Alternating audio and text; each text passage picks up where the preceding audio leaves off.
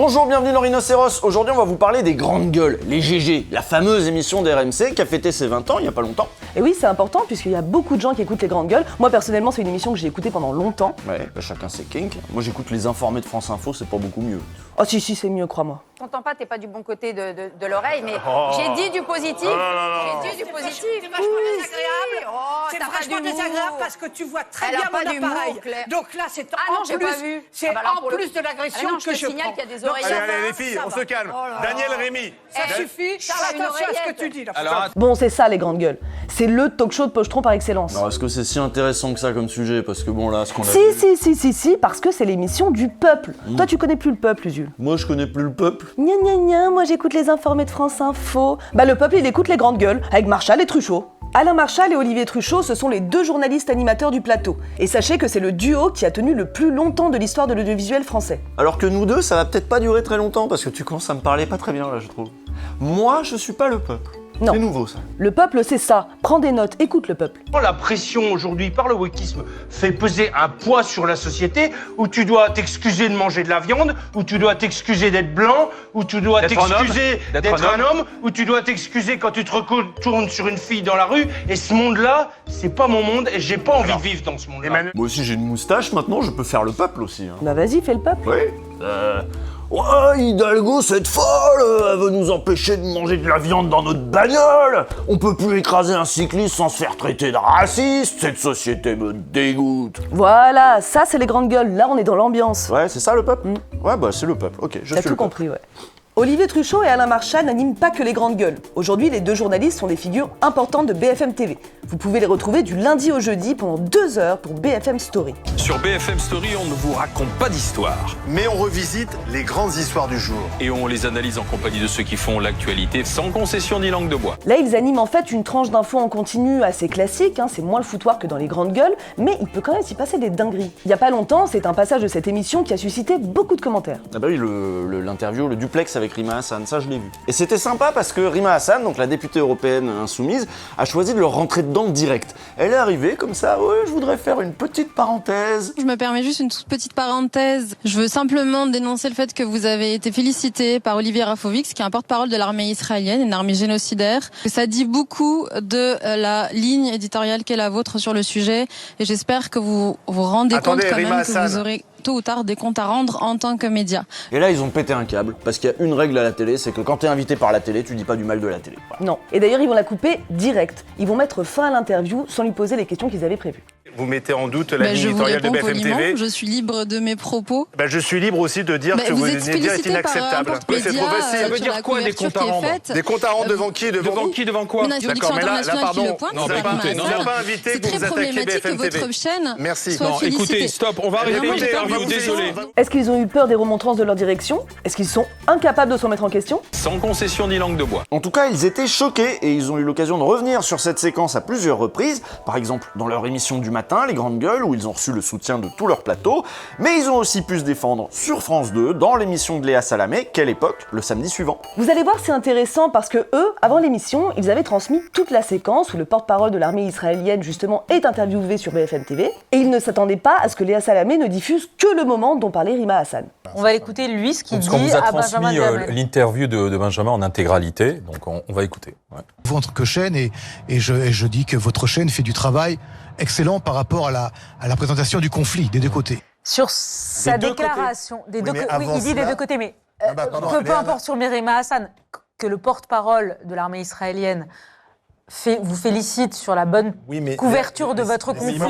Il manque le début parce qu'avant cela, il engueule Benjamin Duhamel puisqu'on vient de diffuser un reportage qu'on a fait à Gaza. Bah oui, mais c'est ça, mais c'est vrai que quand t'as le porte-parole de l'armée israélienne qui dit que tu fais du bon boulot, de son point de vue, du point de vue de l'armée israélienne, vous faites du bon boulot, non bah voilà, c'est exactement ça qu'avait dit Rima Hassan, c'est vrai que ça pose question. D'ailleurs, c'est surprenant qu'ils se soient vexés pour ça, parce que Rima Hassan, c'est une grande gueule, justement. Ils aiment bien ça, normalement, ils aiment l'engueulade, et puis ils sont pour la liberté d'expression, ils l'ont encore dit chez Salamé. Ce qui est, à mon avis, plus compliqué aujourd'hui, c'est d'écouter des gens qui ne pensent pas comme vous. On a du mal à le supporter aujourd'hui. Et donc, nous, on essaye quand même toujours de mettre autour de la table des gens qui ont des points de vue différents, qui s'écoutent, qui s'engueulent parfois, mais qui peuvent aussi se comprendre. Le désaccord est devenu conflictuel et le conflit est devenu la haine. La haine, en gros, c'est quand on les critique eux. Oui, c'est surtout quand des gens de gauche leur disent qu'ils sont trop de droite. Regardez par exemple Truchot en 2018, voilà ce qu'il disait des insoumis qui critiquaient leur manière de parler des cheminots. Donc il y a un côté un peu je crache dans la soupe ou un manque de reconnaissance. Doit-on continuer à inviter les insoumis alors que ces mêmes insoumis passent leur temps lorsqu'ils viennent dans les médias à vomir sur les médias? C'est-à-dire qu'on invite quelqu'un qui vient en fait vomir sur toi. Et puis comme souvent sur les chaînes privées, chercher la merde, pour eux c'est tout simplement rappeler par exemple à qui appartient la chaîne. Ah oui, non, faut pas le faire, ça, non. Ah puis les gens de gauche font ça tout le temps, c'est insupportable. C'est la haine. Là, par exemple, on est en 2018. À l'époque, les chaînes sur lesquelles travaillaient Truchot et Marchal étaient possédées par Patrick Drahi, et ils reviennent là-dessus parce que Raquel Garrido avait eu le malheur de parler de Radio Drahi. Et bah ça non plus, c'était pas passé. Souvent dit des bêtises sur notre plateau. Vas-y, dis. À un moment donné, tu venais chez nous en nous disant bah, je suis dans la radio Drahi, etc. Enfin bon, c'était chaque fois. Vérité, voilà. Oui, mais enfin, ça sous-entendait qu'on était aux ordres, je ne sais qui, d'une casse, dénoncé par les insoumis. Ça ne sous-entend rien du tout, c'est un fait. D'ailleurs, tu te les insoumis... pas de rappeler qu'ici, on est chez Bolloré, donc il faudrait savoir. Oui, mais moi, ça me pose pas de problème. J'ai pas de problème avec ça. Mais oui, mais il a pas de problème avec ça, lui, il est décontracté. Et le jour où il sera racheté par Bolloré, bah, il défendra Bolloré pareil. Aucun problème. Décontraction, c'est vous qui êtes stressé pour de la merde. Et sur ce même plateau, ils sont revenus aussi sur leur émission culte, Les Grandes Gueules. Alors ils ont un peu expliqué la formule de leur grand succès.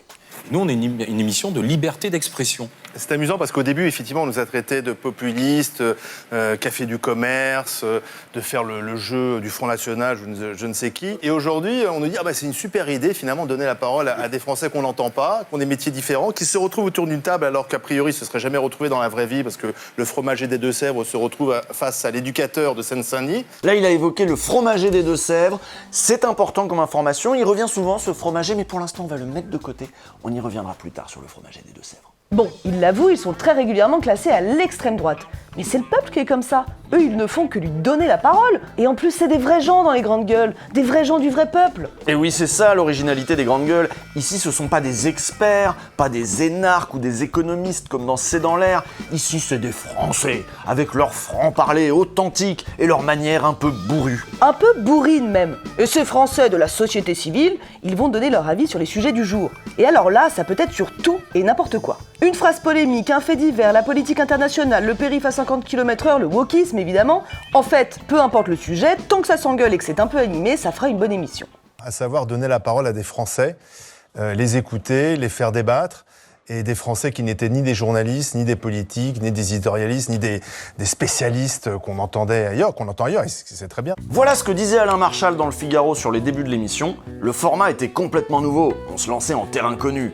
Alain Veil, ancien patron de RMC et BFM TV, avait étudié le format de Radio Talk aux États-Unis et il voulait qu'on tente une émission de Radio Talk interactive sur le mode américain, mais sans journalistes, à part Olivier et moi. On a choisi des gens qui se sentent concernés, n'hésitent pas à être francs, à trancher et à dire ce qu'ils veulent en toute liberté. Ils disent d'ailleurs que c'est eux qui ont participé à créer cette mode du clash sur les plateaux, comme aujourd'hui on retrouve chez Pascal Praud ou chez Hanouna. Bon, y a pas de quoi se vanter, mais c'est vrai qu'ils y ont un peu contribué. Et comme chez Hanouna et Praud, d'ailleurs, c'est vrai que dans les grandes gueules, on entend pas mal de propos racistes, sexistes, etc. Quelques jours avant la fameuse interview de Rima Hassan, une de leurs intervenantes régulières, Barbara Lefebvre, avait justifié le meurtre de femmes et d'enfants sur leur plateau, sans que les présentateurs ne s'en offusquent. Il n'y a pas de milliers de civils libanais qui sont tués, il y a des civils qui restent avec le Hezbollah parce que c'est la famille, c'est les familles, c'est la grand-mère, c'est la mère, c'est la femme. Si les agents du Hezbollah gardent leurs enfants et leurs femmes avec eux, c'est leur problème, ils veulent tous mourir en shahid, c'est leur problème. Et puis eux aussi, ils ont leur petite sortie de route tranquillement raciste.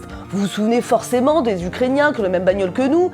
Et bah ça c'était chez eux, c'était Truchot. Ah, mais Truchot! Les Français se disent, l'Ukrainien il me ressemble. Mais bien sûr. Il a la même voiture que moi et finalement c'est à 3 heures de Paris. Je pourrais être à sa place. Je pense que c'est ça. Il y a simplement une espèce d'identification de proximité que peut-être le Français a moins avec l'Afghan. Et c'est pas du racisme. L'humoriste Yacine Bellatar les avait interpellés sur leur racisme et leur islamophobie. Ils avaient eu l'occasion d'y répondre sur le plateau des Terriens du dimanche. Les mots ont un sens, quoi.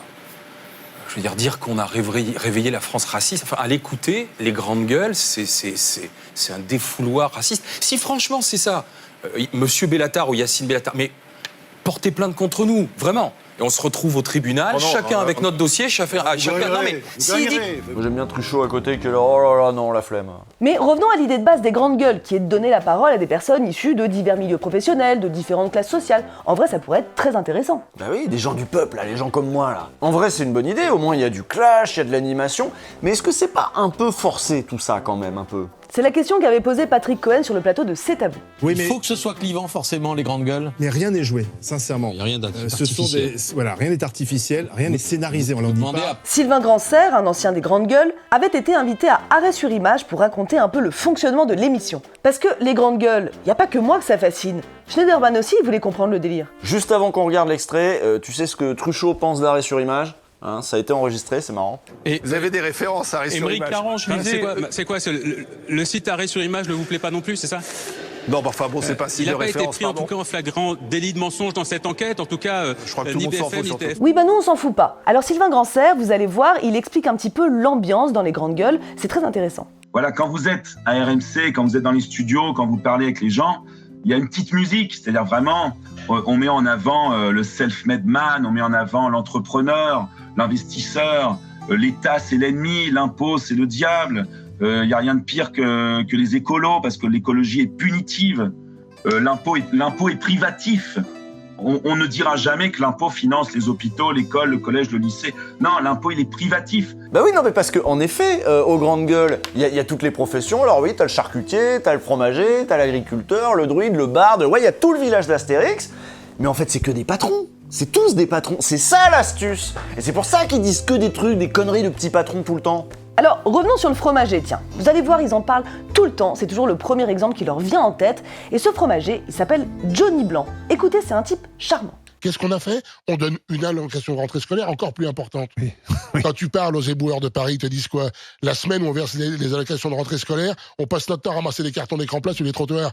Donc il y a un moment, j'ai envie de dire, il faut se poser les bonnes questions. Oui, il faut peut-être aider les gens qui en ont besoin, mais il faut arrêter de balancer de l'argent comme on le fait. Les gens, ils sont pas plus pauvres qu'avant. Je n'y crois pas une seconde. Mais pas une seconde. Alors par contre, vous entendez fromager, le gars il s'appelle Johnny, enfin quand même tu t'imagines, ouais, le mec qui se lève tôt, il a des chèvres, il traite les chèvres, il a un petit camion, tout ça c'est quand même un peu la galère. Eh ben c'est pas ça, Johnny Blanc. C'est pas un petit artisan, c'est même pas juste un petit patron, parce qu'il est à la tête d'une grande entreprise de fromage qui exporte à l'international. Voilà, donc fromage ou pas fromage, c'est un patron, et du coup, bah, il va dire du mal des pauvres, que les gens sont feignants et tout, un patron quoi. C'est ça qui est trompeur. Alors oui, dans l'équipe des grandes gueules, il y a déjà eu ce qu'on pourrait appeler des petits travailleurs, mais quand même la majorité, c'est soit des patrons, soit des professions libérales qui gagnent très bien leur vie. Et ça fait longtemps que c'est comme ça dans les grandes gueules. Au début, il y avait même Sophie de Menton. Sophie de Menton, la star des petits patrons, là, des chefs d'entreprise, c'est elle qui avait lancé J'aime ma boîte.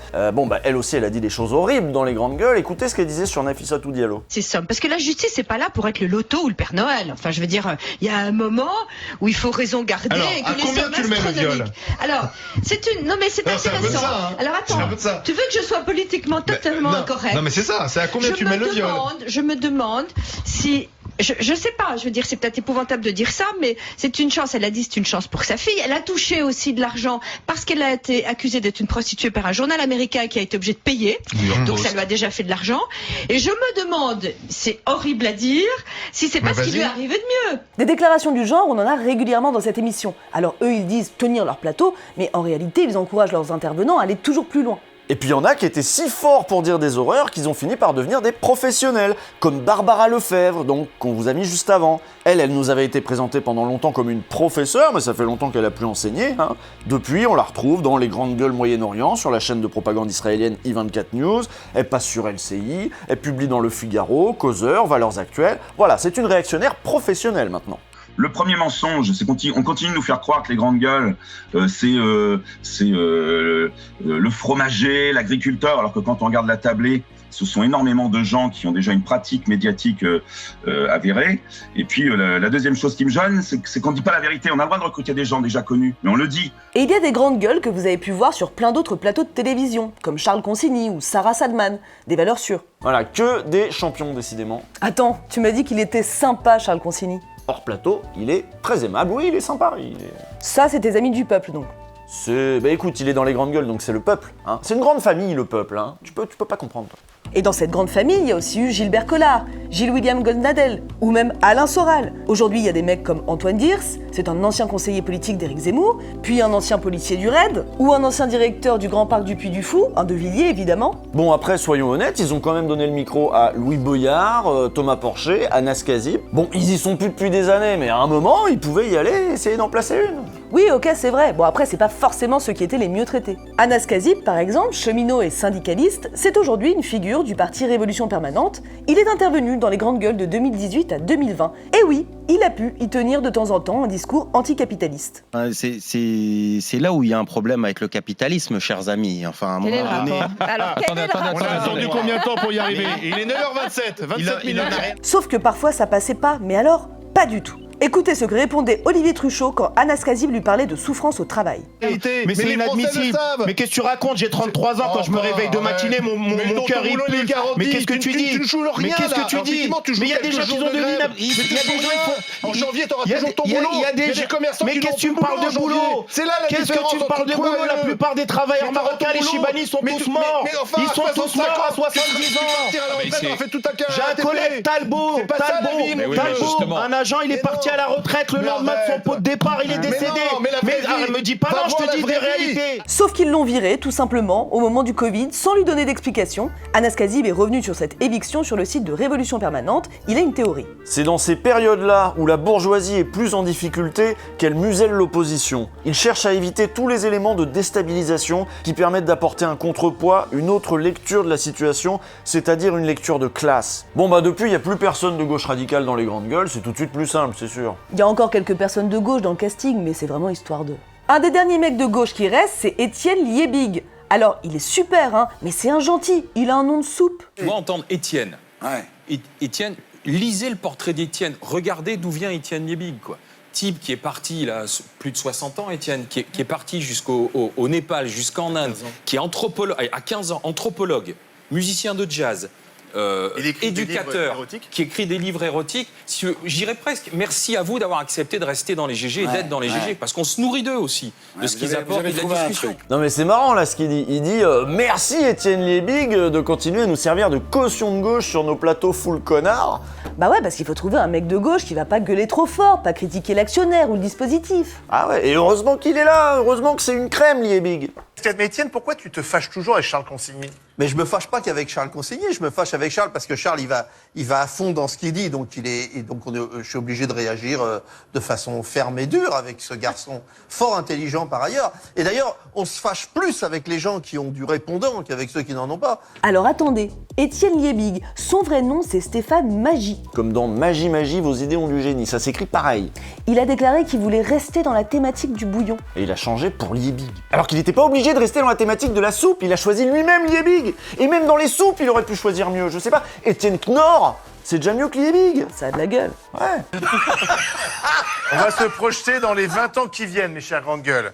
Est-ce qu'il y a des raisons d'être optimiste Pas pour ou moi, au contraire pessimiste? Et tu seras toujours là dans 20 ans. Ça va là, t'as pris un truc ou quoi? Non mais attends, il est déchaîné. Franchement, c'est les 20 ans. Moi, j'ai envie de me marrer. Donc, effectivement, je vais plutôt. Ça fait 2 heures qu'il nous dit j'ai envie de faire la fête. Je vais plutôt dire des conneries, hein, je te. D'accord. Et tu vois, c'est lui qui nous représente. Ben ouais, c'est lui le porte-parole de la gauche, c'est lui la voix des sans-voix, Étienne Liebig. Avec Olivier, quand on a pensé l'émission avec Alain Veil, c'était que ça ressemble à un repas de famille, quoi. Avec la diversité des professions, la diversité des opinions. On s'engueule avec le cousin fonctionnaire et le tonton qui est profession libérale. On s'engueule bien à table, mais on est toujours content de se retrouver le lendemain ou le dimanche suivant, quoi. Ouais, c'est comme une grande famille. Enfin, faut s'imaginer une grande famille où il y a que des tontons et des tatas racistes. Et la cousine végane, elle s'est pendue dans la grange. Depuis longtemps. Et quand c'est pas les journalistes ou les intervenants qui parlent, c'est les auditeurs qui sont invités à appeler au standard. Bon, l'auditeur moyen, on va pas se le cacher, il est plutôt de droite et ça s'entend. Et s'il est de gauche, on va remettre en doute sa parole, le couper, le rabrouer. C'est assez flagrant. En fait, les grandes gueules, c'est vraiment l'esprit poujadiste, quoi. toujours dans la défense du petit commerçant, du petit patron, du petit proprio. Mais toujours à stigmatiser les pauvres, les immigrés, les chômeurs. Et celui qui devrait défendre les pauvres, les immigrés et les chômeurs, il a un nom de soupe. Ça n'empêche pas Marchal et Truchot de se faire les porte-parole des Français. Ils ont des artisans sur le plateau, des auditeurs au téléphone, et du coup ils comprennent la France, mieux que les élites, mieux que les gens qui sont pas du peuple, comme Usul. Comment les trouver les Français en cette rentrée? Il y a encore l'effet JO, c'est terminé? On l'a encore vu ce matin, on l'a encore écouté ce matin au lendemain de la présentation du budget, en colère, parce qu'ils ont l'impression qu'ils se font matraquer, qu'on se moque d'eux, qu'ils travaillent beaucoup, qu'ils payent beaucoup d'impôts, qu'ils ont beaucoup de charges, et qu'on ne les entend pas et qu'on ne les écoute pas. Si on devait résumer la ligne politique des grandes gueules, on pourrait dire que Céréac est avant tout libéral économiquement. Et c'est logique puisque c'est le talk show des petits patrons par excellence. Sauf qu'ils défendent pas que les petits patrons, hein, ils défendent aussi les grands patrons. Ils se la jouent souvent brigade de défense des riches. Mais ça va même parfois très loin, comme ce jour où ils ont voulu forcer Daniel Obono à remercier Bernard Arnault. Ah oui, pour sa fondation Louis Vuitton pour l'art, alors on sait pas trop si c'est une niche fiscale ou de la philanthropie, mais dans tous les cas, fallait applaudir Bernard Arnault. Merci Bernard Arnault pour ce chef-d'œuvre qui arrive au musée d'Orsay. C'est un problème que des biens communs comme des œuvres aussi inestables. Merci Bernard Arnault. Non, mais c'est pas la question. Écoutez, je vais pas aller des musées, et merci au musée d'Orsay, et merci aux artistes. Merci à LVMH. Non, je ne suis pas là pour dire merci, je suis là pour attendre. Donc ça veut dire que vous n'allez jamais à la Fondation Louis Vuitton? Je n'ai pas encore été à la Fondation Louis Vuitton, je vous avoue. Mais ça vous posera un problème d'y aller à la Fondation LVMH? Mais non. Ça me bute parce qu'il y a un paradoxe entre s'appeler grande gueule, dire qu'on est rebelle et tout, et faire autant de courbettes devant les riches. Ah oui, mais le peuple, il est comme ça. Il aime ses patrons. Les petits, les gros, il aime travailler, il aime pas les bobos. Ah oui, les bobos, oui. Non, le peuple, il préfère les boubours. Les boubours, c'est les bourgeois bourrins. C'est l'inverse des bobos. Vous savez, les bobos, c'est de la classe moyenne sup qui se la joue bohème. Et ben, le boubour, c'est le petit patron avec du pognon, mais qui se la joue bourrin pour faire populo. Et alors, RMC, c'est la chaîne du boubour par excellence. Oui, c'est vrai, parce que sur RMC, en plus de Marchal et Truchot, ils avaient aussi Brunet. Ils avaient Bourdin. Waouh, gros boubour les deux, hein. Mais ça s'entend. Brunet, Bourdin. Et le roi des boubours, c'est qui?